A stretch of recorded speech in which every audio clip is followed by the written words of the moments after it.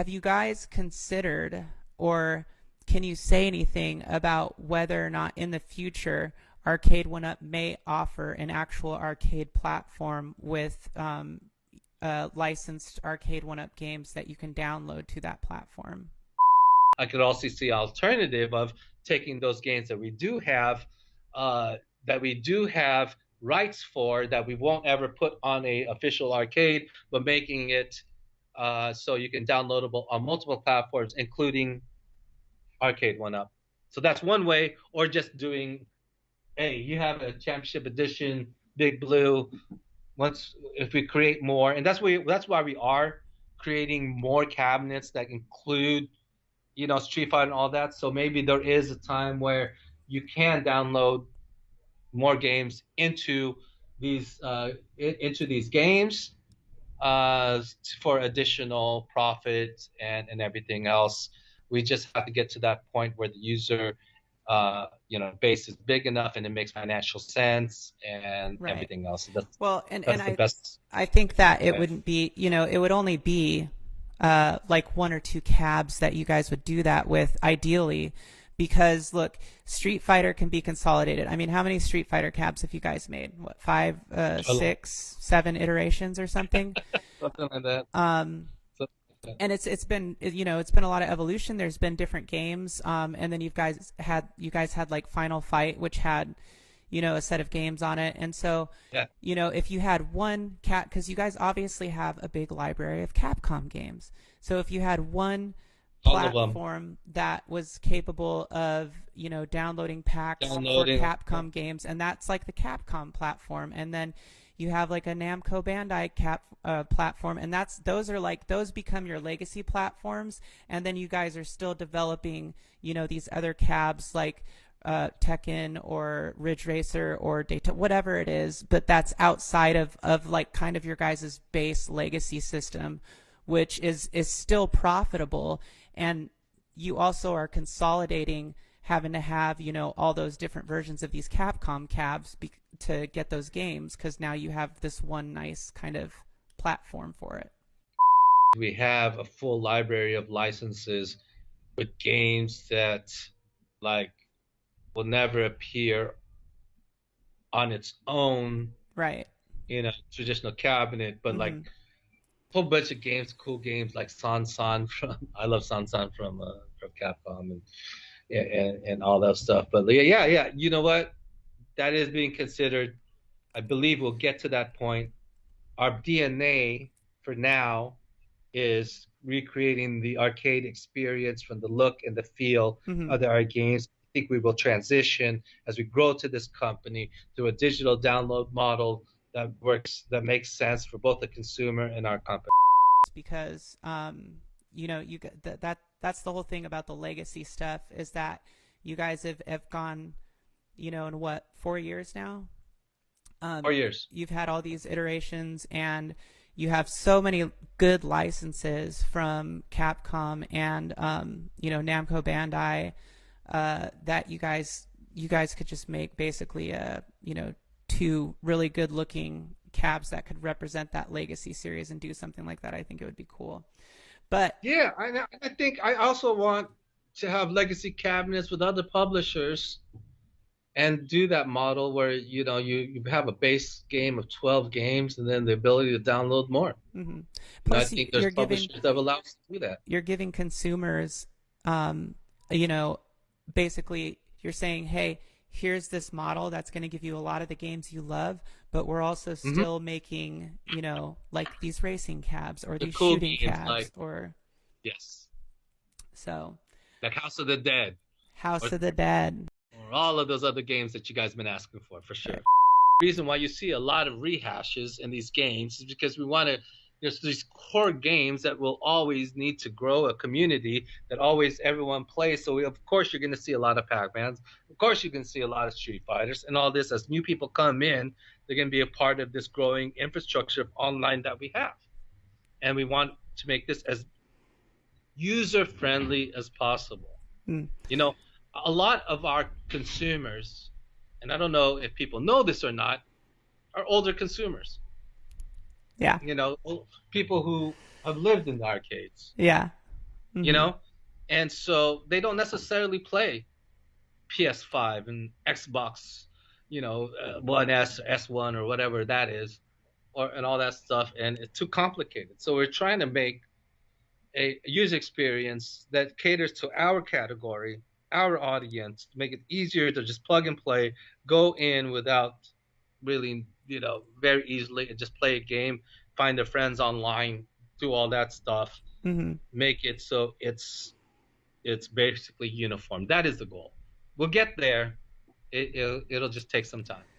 Yeah, and that's I mean, like the point you brought up about the app is a good tie-in kind of to the next thing that I was going to bring up, which is like, I think it would be interesting to offer a basically a separate arcade one up platform that is almost like a consoleized thing that you can just plug Yes. into your TV that will play all of the fighting games, but you can cross play with all the people on the cabs because it's using the same platform. Wouldn't that be awesome? It Wouldn't that be awesome? Wouldn't it right. be awesome if you can like say there's some games that we would never put on retail, Mhm. right? I'll give you an example. Let's say like, for example, I know Bill always wants to do Primal Rage. Mhm. Mhm. I personally don't like the game, but who cares? Mm. Not me. But what if we could do Primal Rage and we can make it available for download on multi-platforms, including your Arcade One Up app, and they're all cross-play, all same leaderboards. Mhm. You can play between the Arcade One Up, your PC, your Switch, Right.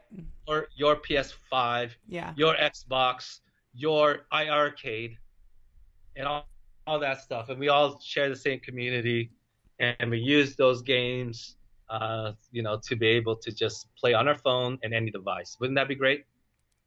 That would be great, John. We can dream.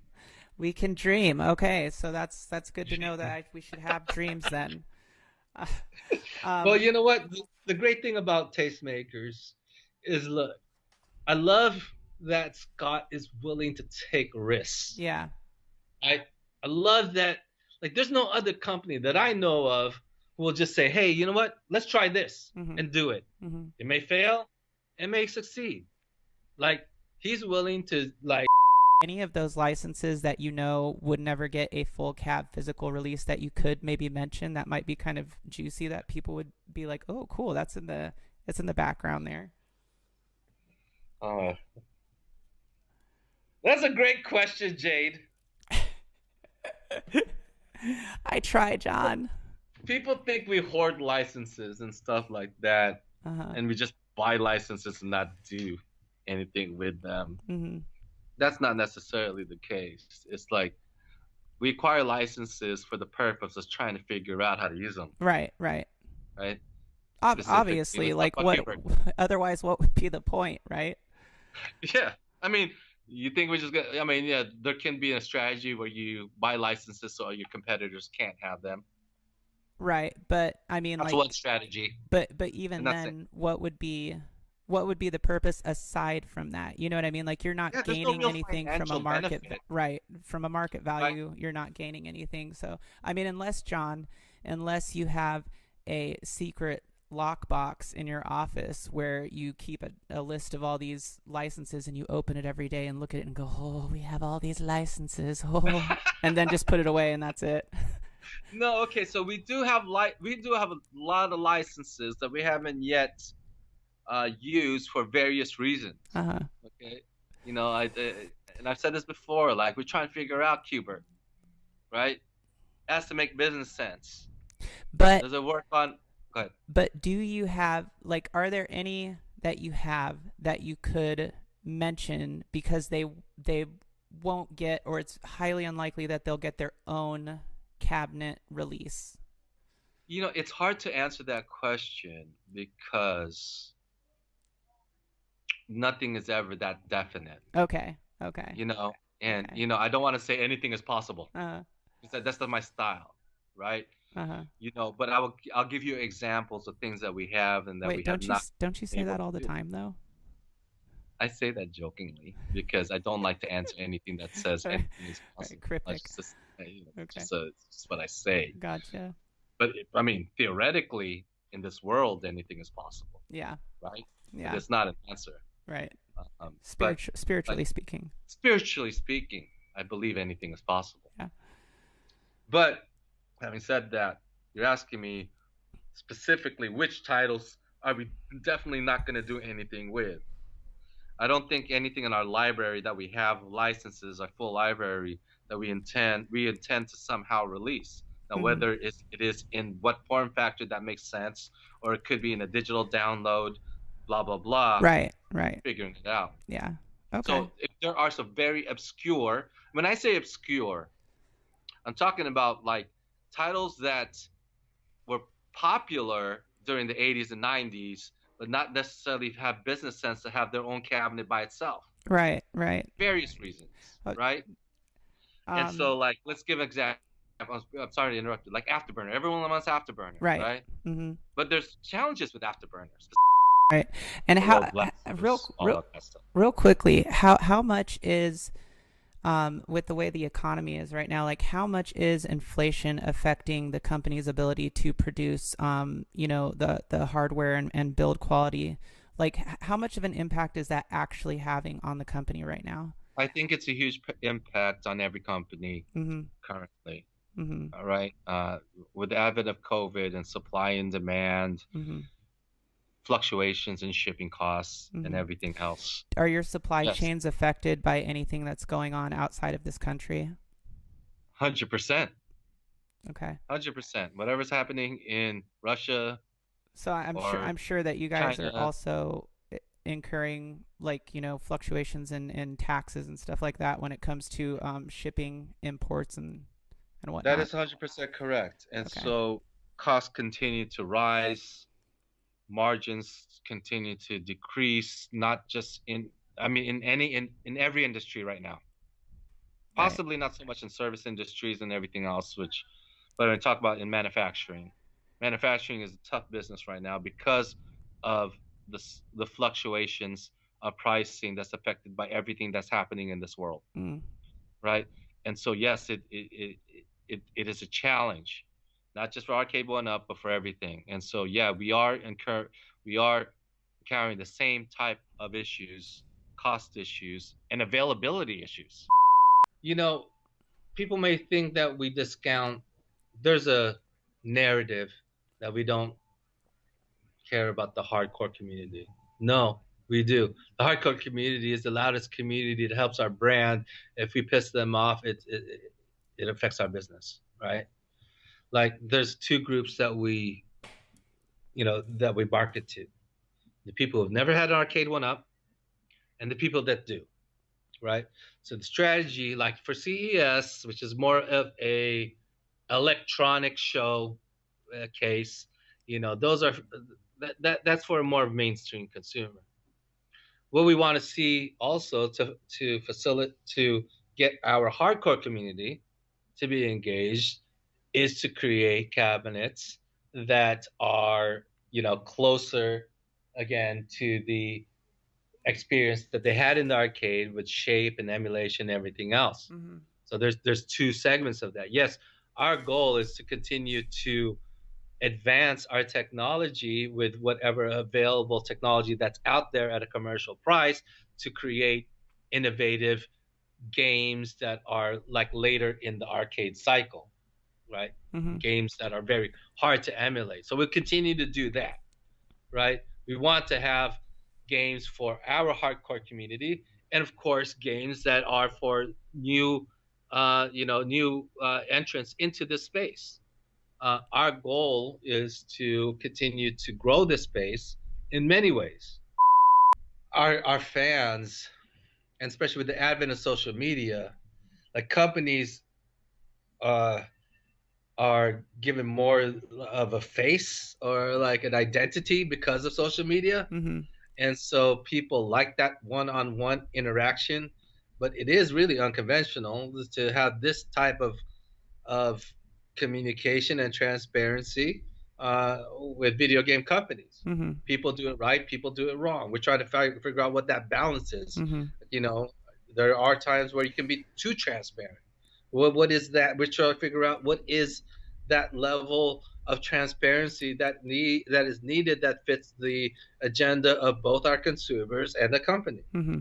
right? And so, like, I believe in the right amount of transparency, and we're still figuring it out. Yeah. Uh, and so, like, having said that, I think what we know, our specific fans want that interaction with the employees and with the companies, and it becomes somewhat challenging if you're not used to it, right? Sure. If you're not used to it from a company side, you didn't sign up to be like talking for the company and all that stuff, Mm-hmm.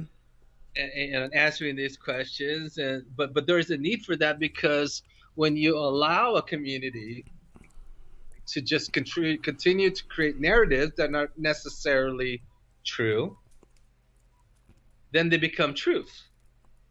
And if you become silent, then they are truths, right? And so I do definitely see a value of being able to respond to things that I believe are like misconstrued or misconceptions, or that, or just say like what just really answer what the community needs, Mm-hmm. right? Mm-hmm. So we're still trying to figure that out, but I think we should own it. I think we're in a special place, and we have a great community. Look, not many industries have the community. We may be a little bit of small community, but we're a very loud and an engaged in community. And I think Arcade One Up should just own Yeah. it, and Mm-hmm. say, this is what you want. Let's give it to you within an accepted set of rule sets. I called it Banana Crisis when I saw the design, but Nano Crisis.